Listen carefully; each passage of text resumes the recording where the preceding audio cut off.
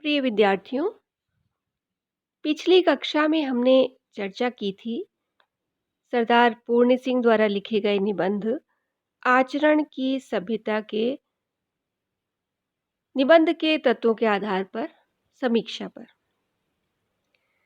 इस क्रम में हमने कुछ तत्वों को अपना आधार बनाया था जिन पर हमने पिछली कक्षा में बातचीत की थी। उनमें पहला तत्व था वैयक्तिकता, दूसरा था एक सूत्रात्मकता, तीसरा तत्व था रोचकता और चौथा तत्व था विचारात्मकता। इसी क्रम में हम आज आगे की चर्चा करेंगे। अगला तत्व जिसके विषय में आज हम बात करेंगे, अगला तत्व है गद्यमयता। निबंध एक गद्य विधा है, इसमें पद्य के लिए कोई स्थान नहीं है, लेकिन कभी-कभी कोई लेखक भावों के अतिरेक में आकर या उदाहरण स्वरूप रोचक बनाने के लिए किसी कविता की पंक्ति, कोई सूक्ति आदि इन सब का भी प्रयोग कर देता है। इससे रोचकता बढ़ जाती है। निबंध में इससे कहीं कल्पना का अतिरेक भी दिखाई देता है, लेकिन इससे कोई निबंध की गुणवत्ता पर इस पर कोई असर नहीं पड़ता। एक उदाहरण देखिए, सरदार पूर्ण सिंह ने भी गद्य की सभ्यता को, गद्य की इस विशेषता को बचाया है और उन्होंने भी कई जगह पर उन्होंने सूक्तियों का सहारा लिया है, सूक्तियों का प्रयोग किया है, कविता की पंक्तियां भी कहीं-कहीं उद्धृत की हैं, लेकिन इससे कोई निबंध के स्वरूप पर इस पर कोई असर नहीं आया है। हाँ, उसकी जो उसमें जो भावों का समावेश था, उसमें जो रोचकता थी, वह थोड़ी सी बढ़ जाती है, कहीं भी कोई कमी नहीं आने पाती है। उदाहरण के लिए हम इस निबंध से कुछ पंक्तियां देख सकते हैं। देखिए, संसार में जितने भी लोग मिलते हैं, उनका व्यवहार मानव के प्रति उदार नहीं होता। वे प्राणी से अच्छा व्यवहार नहीं करते। ऐसे बहुत कम लोग होते हैं जिनमें यह विशेषता देखी जा सकती है। प्रायः बुरे व्यवहार वाले व्यक्ति ही निर्दोषों को कष्ट पहुंचाते रहते हैं। जब संसार में ऐसा व्यक्ति दिखाई देता है, तब सब लोग उससे प्रभावित हुए बिना नहीं रहते। आचरण की भाषा जानने वाला अपने व्यवहार से संसार में अनुपम परिवर्तन कर देता है। सब ओर उसके गुणों का गुणगान होने लगता है। सदाचरण से संसार के कल्याण का मार्ग छिपा रहता है। इससे व्यक्ति के मन में स्थित दुर्गुणों का अंत हो जाता है। उसके मन में जन कल्याण की भावनाओं का समावेश हो जाता है। उसके द्वारा असहाय के प्रति किया गया व्यवहार ऐसा लगता है मानो भीषण गर्मी के बाद बूंदाबांदी ने धरती का मौसम सुखद बना दिया है। ऐसा लगता है मानो मन रूपी कमल शरद ऋतु के कारण अत्यंत व्याकुल था, पर सदाचरण रूपी वसंत ऋतु के आगमन पर पूर्ण रूपेण विकसित हो गया है। तो देखिए कि इस उदाहरण में एक कवि की भांति वे उपमानों का प्रयोग करने लगते हैं, उदाहरणों का प्रयोग करने लगते हैं और रूपक अलंकार भी आ जाता है उनकी लेखनी में। तो इससे सरसता निबंध की बढ़ जाती है।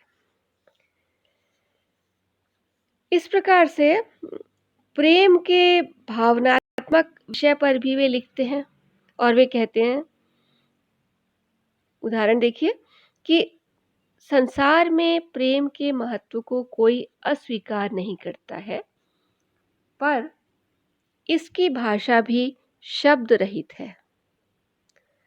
अभिप्राय यह है कि प्रेम में सच्चाई होनी चाहिए।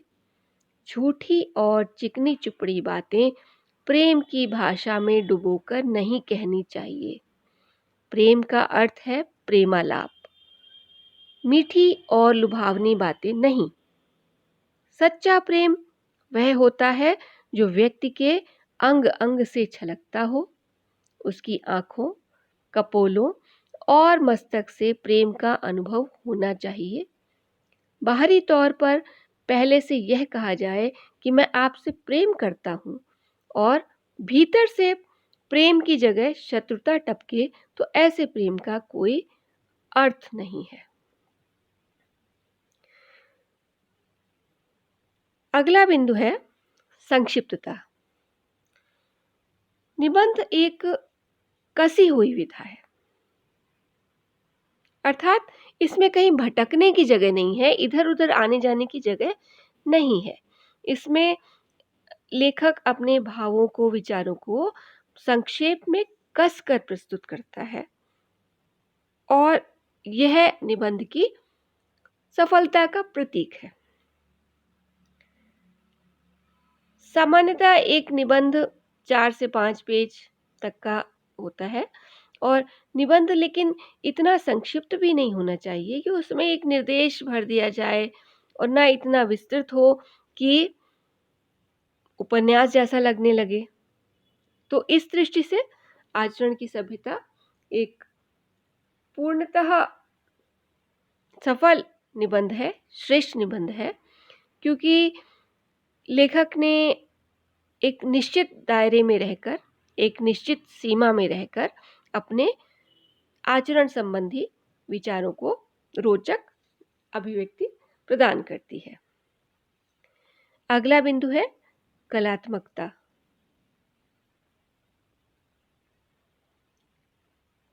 कलात्मकता विचारों को कमजोर या सशक्त बनाती है।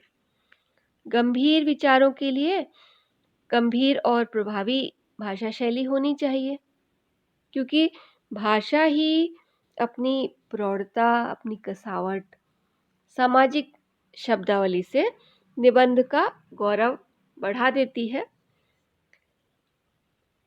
प्रस्तुत निबंध जो हम पढ़ रहे हैं, आचरण की सभ्यता, इसकी भाषा तत्सम शब्दावली से भरी हुई है।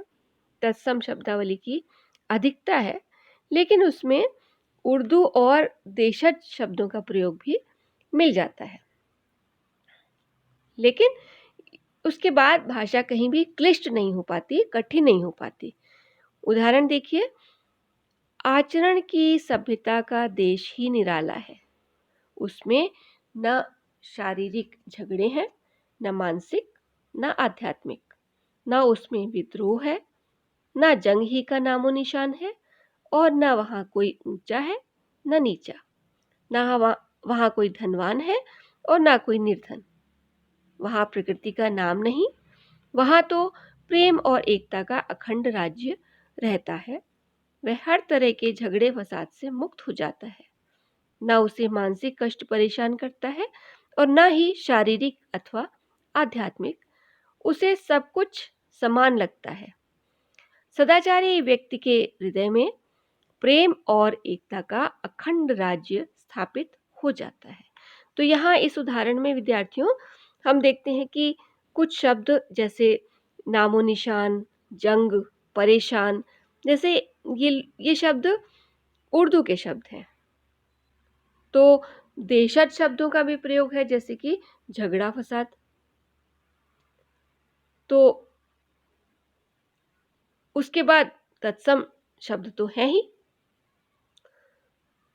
अब इन शब्दों के मिले जुले रूप जो हैं भाषा में सब आ गए, भाषा में शामिल हो गए हैं और इसके कारण भाषा अलंकारिक लगने लगी है, सुंदर हो गई है, कलात्मक हो गई है भाषा।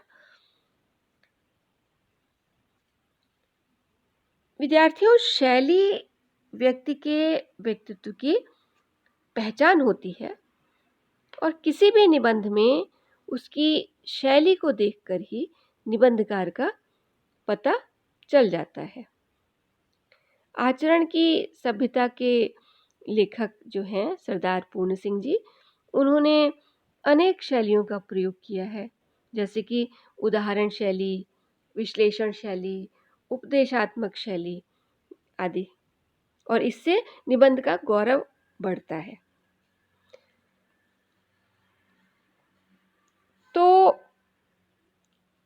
कुल मिलाकर समग्र रूप से हम ये कह सकते हैं कि निबंध के तत्वों के आधार पर विवेचना करने से हमें यह जो निबंध है आचरण की सभ्यता, यह एक सफल और प्रौढ़ निबंध लगता है। कहीं भी किसी भी स्तर पर इसमें कोई कमी या कोई त्रुटि हमें दिखाई नहीं देती है। समर्थ और प्रौढ़ निबंध है।